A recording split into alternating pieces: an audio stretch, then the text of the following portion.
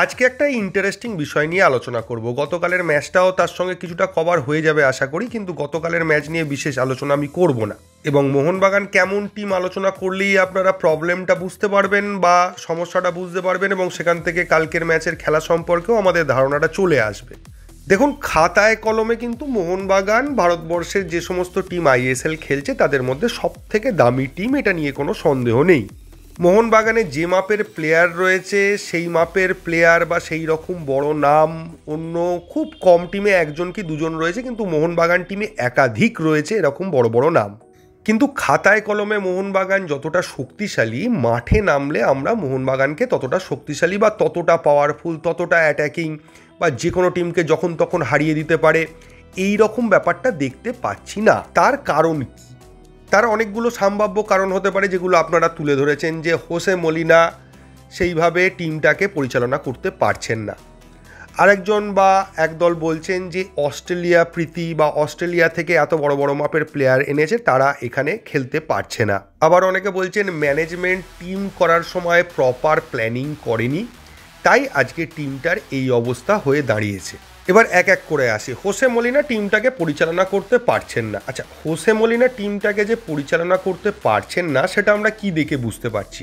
কয়েকটা ম্যাচ হেরে যাওয়া বা খেলার মধ্যে সেই রকম অ্যাটাকিং ভাব দেখতে না পাওয়া। দেখুন, ম্যাচ হেরে যাওয়া বা ড্র করা এটা পার্ট অফ দ্য গেম। পৃথিবীর যত বড়ই কোচ হোক, তারাও ম্যাচ হেরেছে, তারাও ম্যাচ ড্র করেছে, তারাও এরকম হয়েছে চ্যাম্পিয়ন হতে পারেনি, হেরে গেছে, বা তাদের ওখানকার যে লিগ শিল্ড রয়েছে বা 1 নম্বর হতে পারেনি, এগুলো সবার ক্ষেত্রেই হয়েছে। তো এইটা দিয়ে বলা যায় না যে হোসে মলিনা টিমটাকে পরিচালনা করতে পারছে না। হ্যাঁ, তার কিছু ডিসিশান, টিমের খেলার ধরন দেখে আপনারা প্রশ্ন তুলতে পারেন যে হ্যাঁ, এই টিমটা তো আরও ভালো খেলা উচিত ছিল, তার এই ডিসিশানগুলোর জায়গায় এই ডিসিশান নিতে পারত, সেগুলো নিয়ে প্রশ্ন তোলার জায়গা অবশ্যই রয়েছে। এবং সেটা কেন হচ্ছে এই ভিডিওটার যত দেখতে থাকবেন আস্তে আস্তে আপনাদের কাছে ক্লিয়ার হয়ে যাবে। নেক্সট হচ্ছে অস্ট্রেলিয়া প্রীতি। Jamie McLaren, Dimitri Petratos, Jason Cummings, এই সবাইকে অস্ট্রেলিয়া থেকে নিয়ে এসছে। তার সঙ্গে তো টম অ্যালড্রেটকেও নিয়ে এসছে, কিন্তু টম অ্যালড্রেট অতটা খারাপও খেলছে না, যেটা দেখে আপনাদের মনে হচ্ছে যে না, জেসন কামিন্স তাও মোটামুটি আগের বছরের থেকে এবছর ভালো খেলছে। কিন্তু দিমিত্রি পেট্রাডস বা জেমি ম্যাকলারেন তো একদমই খেলতে পারছে না। দিমিও এক সময় খেলে দেখিয়েছে, এবছর পারছে না, সেই লেভেলে যেতে পারছে না। পারছে না আমি কখনোই বলবো না, সেই লেভেলে যেতে পারছে না। তার পেছনে অনেক কারণ আছে। তবে জেমি ম্যাকলারেনকে নিয়ে যদি আসি, তাহলে আমাদের প্রথমে ভাবতে হবে যে একটা লোক, সে তার দেশের লিগে এত গোল করেছে, এটা তো ফ্লুকে হতে পারে না যে প্লেয়ারটা খেলতেই পারে না, ওখানে গিয়ে এতগুলো গোল করে দিয়েছে। সে একটা ম্যাচে হতে পারে, একটা সিজনে হতে পারে, কিন্তু বছরের পর বছর সে টপ স্কোরার হয়েছে বা তার দেশের নাম উজ্জ্বল করেছে, ইন্টারন্যাশনাল ম্যাচেও সে এরকম খেলেছে। তো সেটা তো আর ফ্লুক হতে পারে না। তাহলে সমস্যাটা কোথায় হচ্ছে? ম্যানেজমেন্ট ঠিকমতো ব্যালেন্স করে টিম বানাতে পারেনি? না, সেটাও নয়। ম্যানেজমেন্ট একটা প্ল্যানিং করেছিল, সেখানে মাঝমাঠে 2টো প্লেয়ার ছিল বিদেশি, একটা ডিফেন্ডার ছিল বিদেশি এবং একজন স্ট্রাইকার ছিল বিদেশি।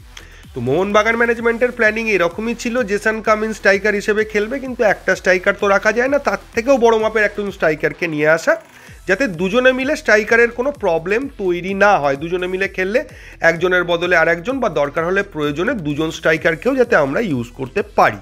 কিন্তু প্ল্যানিংটা ভেস্তে যায় আনোয়ার আলী কেস্টার জন্য, এবং যেই সময় ভেস্তে যায় সেই সময় ভারতবর্ষের বড় বড় ডিফেন্ডাররা অলরেডি কোনো না কোনো ক্লাবের সাথে চুক্তিবদ্ধ। এখন এটা আপনারা বলতে পারেন যে আনোয়ার আলী যদি বড় চোট পেয়ে সিজনের বাইরে চলে যেত বা 6 মাস খেলতে না পারতো, তাহলেও তো মোহনবাগান টিমের এই একই অবস্থা হতো। অবশ্যই হতো, এবং সেই জায়গাটায় ম্যানেজমেন্টের কিন্তু গাফিলতি ছিল। ম্যানেজমেন্টের অবশ্যই উচিত ছিল আর একজন ভারতীয় সেন্টার ব্যাককে ব্যাকআপ হিসেবে রাখা।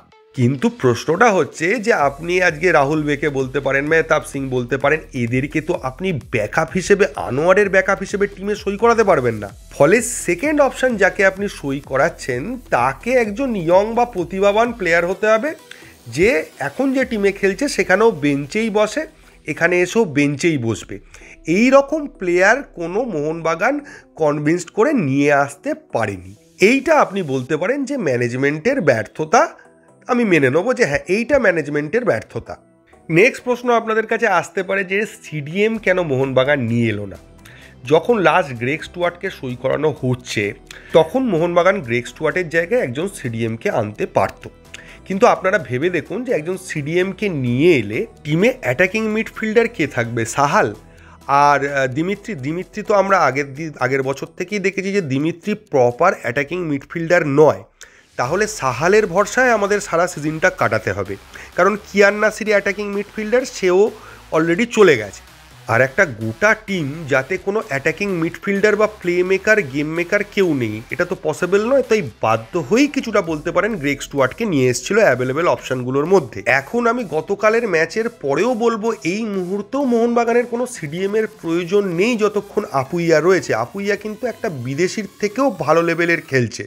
সমস্যাটা হচ্ছে মাঝ মাঠে প্লে মেকিংয়ের যে থ্রু পাসগুলো কাউকে বাড়াতো সেটা আপুইয়া বাড়াতে পারছে না, এবং তার জন্য আমাদের সেন্ট্রাল মিডফিল্ডার বা কাউকো যে জায়গাটা খেলতো, কাউকো সিডিএম ওইভাবে খেলতো না। কাউকোর পাশে অভিষেক সূর্যবংশী নয় দীপক টাংরি থাকতো সিডিএম হিসেবে। ও মাঝমাঠ থেকে অ্যাটাকের লিঙ্ক আপ করতো আর প্লে মেকিং বা গেম মেকিংয়ের পুরো দায়িত্বটা নিজের ঘাড়ে নিয়ে নিত, যার ফলে মোহনবাগান টিম এখন এমন জায়গায় দাঁড়িয়েছে যাতে বড় বড় প্লেয়ার রয়েছে, বড় বড় নাম রয়েছে, সবই ঠিক আছে, কিন্তু টিমটার কোনো ব্যালেন্স নেই বা ব্যালেন্সের প্রবলেম আছে। আরও ভালোভাবে বললে একটা ভালো ডিফেন্সিং বা ব্যালেন্সিং ডিফেন্স রয়েছে মোহনবাগানের, একটা ভালো অ্যাটাকের কম্বিনেশান রয়েছে, কিন্তু ডিফেন্স থেকে অ্যাটাকের যে কমিউনিকেশানের গ্যাপ সেইটা রয়ে গেছে, যার ফলে টিমের ব্যালেন্সটা বিগড়ে রয়েছে। এবং মোহনবাগান টিমে এত বড় মাপের এবং ভালো প্লেয়ার আছে বলেও টিমের ব্যালেন্সের প্রবলেম থাকা সত্ত্বেও আজকে মোহনবাগান 1 নম্বরে আছে। যদি টিমের প্লেয়াররা ওই লেভেলের না হতো, যারা এক একদিন এক একজন নিজের ইন্ডিভিজুয়াল ব্রিলিয়েন্স দিয়ে ম্যাচ জিতিয়ে দিতে না পারতো, তাহলে মোহনবাগান 6 বা 7এই থাকতো। এখন যদি আইএসএলের সব টিমের দিকে তাকান, তাহলে গোয়া হচ্ছে সব থেকে ব্যালেন্সিং টিম এবং সব দিক দিয়ে ভালো প্লেয়ারও রয়েছে, ব্যালেন্সও রয়েছে, কম্বিনেশনও ঠিকঠাক রয়েছে, সব দিক দিয়ে ব্যালেন্স টিম। এবং বাকি টিমদেরও ওই রকম বড় মাপের প্লেয়ার না থাকতে পারে, এত টাকার টিম না হতে পারে, কিন্তু টিমগুলোর মধ্যে ব্যালেন্স আছে। বা যদি উদাহরণ দিয়ে বলি, বাকি টিমগুলো কম দামি গাড়ি, মোহনবাগান অনেক দামি গাড়ি, মার্সিডিজ লেভেলের গাড়ি, তারা রেসে নেমেছে, তো স্বাভাবিকভাবে লোকে দেখে বলবে যে মার্সিডিজ গাড়ি তো আগেই জিতবে, অন্য গাড়িকে দাঁড়াতেই দেবে না, কিন্তু গাড়িটার একটা টায়ার পাঞ্চার আছে, যার ফলে খুব জোরে চালাতে গেলে গাড়িটা এদিক ওদিক বেঁকে অ্যাক্সিডেন্ট করে দিতে পারে। তো বাইরে থেকে আমাদের যতই মনে হোক না কেন একটা মার্সিডিজ গাড়ি সে একটা ইন্ডিয়ান গাড়ি বা মারুতি গাড়ির সঙ্গে পিছিয়ে পড়ছে, বা তাদের কম্পিটিশনের মধ্যে সেইভাবে সেই স্পিডে সবাইকে হারিয়ে দিয়ে উড়িয়ে দিয়ে বেরিয়ে যেতে পারছে না, তার কারণটা হচ্ছে গাড়িটা কিন্তু ব্যালেন্স নেই গাড়িটার।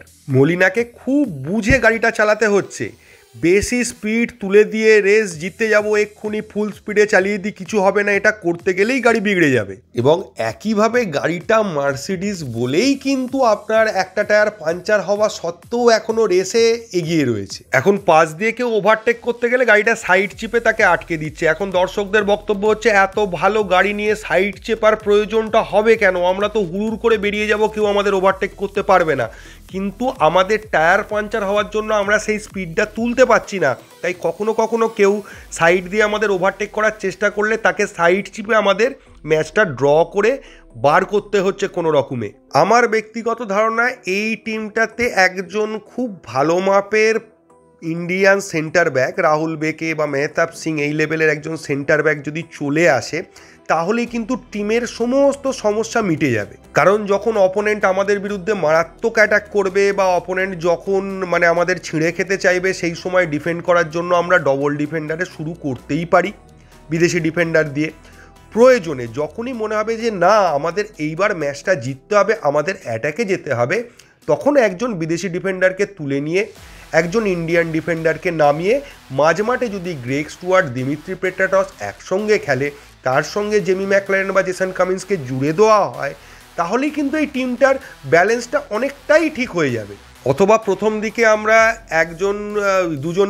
একজন বিদেশি ডিফেন্ডারকে খেলালাম এবং দুজন বিদেশি প্লেয়ারকে মাঝমাঠে খেলিয়ে আমরা গোলটা তুলে নিলাম, তারপর আমরা ডবল বিদেশি ডিফেন্ডার নামিয়ে পুরো ডিফেন্সটাকে সিল করে বাকি ম্যাচটা আরামসে বার করে নিতে পারি। এবং কালকের ম্যাচ থেকে এটাও বোঝা যাচ্ছে যে আমাদের কিন্তু আশিস রাইয়ের ব্যাকআপের সেইভাবে প্রয়োজনটা নেই।